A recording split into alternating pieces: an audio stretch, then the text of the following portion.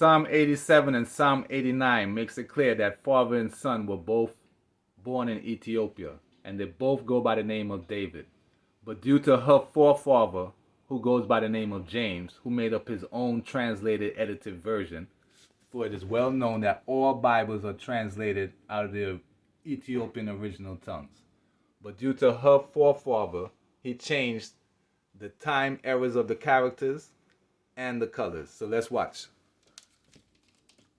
Luke 9 verse 33. Peter said to Jesus, Instructor, it is fine for us to be here, so let us erect 3 tents, one for you and one for Moses and one for Elijah. But as he was saying these things, a cloud formed and began to overshadow them.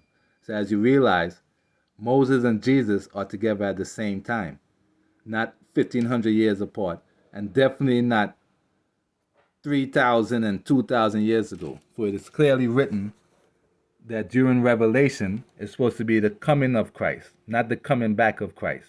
And it clearly states that John is the divine one, for it's called the revelation of Saint John the Divine. Hence, John is the divine one, not Jesus. So her forefather changed everything. So let's read. Christianity entered Ethiopia in the 4th century, and the Bible was translated into Ge'ez. And Ge'ez is the oldest language in the world.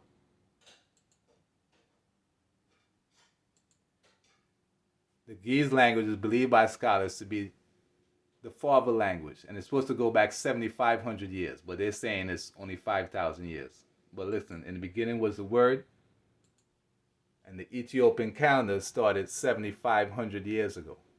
See, Ethiopian calendar is about 7,500 years. So when does Egypt start? Egypt starts approximately 6,000 years ago. So even if you go to the Brooklyn Museum, they would start around between 6,000 and 5,000 years ago in reference to Egypt. In other words, Ethiopia predates Egypt. That's why Ethiopia has the oldest kingdom in the world. And the kingdom goes back itself almost 6,500 years old, which is older than Egypt itself. So let's watch.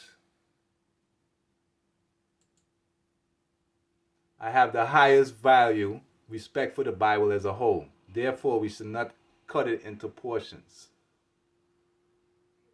Why? Due to these lies. Isn't that something?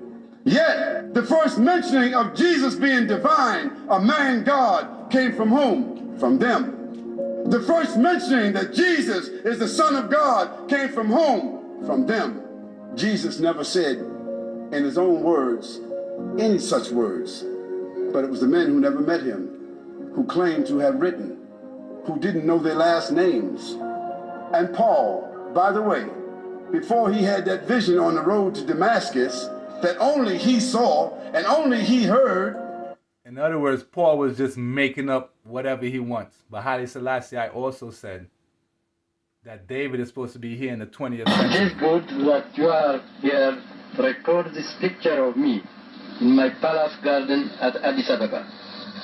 People who see this throughout the world will realize that even in the 20th century, with faith, courage, and a just cause, David will still beat Goliath. In other words, David is supposed to be here in the 20th century, not according to Judaism and the KJV version. They want you to think that he was here 3,000 years ago.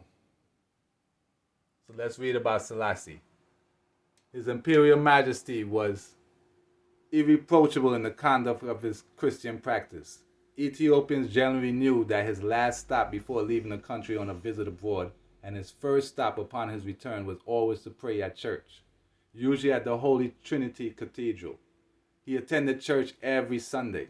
But you see, due to Judas, a lot of people think that the Sabbath is a Friday and some people think it's Saturday. No. Sunday lands on the 7th day on the Ethiopian calendar, even though on the Roman calendar is the first day. So let's listen. You are descended, Your Imperial Majesty, from King Solomon and the Queen of Sheba. Notice the Canadian reporter is telling him that he's a descendant of Solomon and Sheba. So how could the root of David be a descendant of Solomon and Sheba. For we all know that David is the father of Solomon. That's why Ethiopia is called a Solomonic dynasty. Hence, the dynasty is going to be left onto Solomon.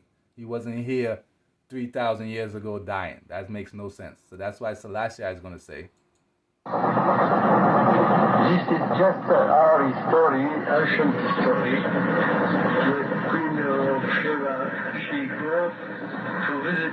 so you see, it's just a story. It's not based on facts. So in reality, I am the King of Kings, the King of Zion. Listen.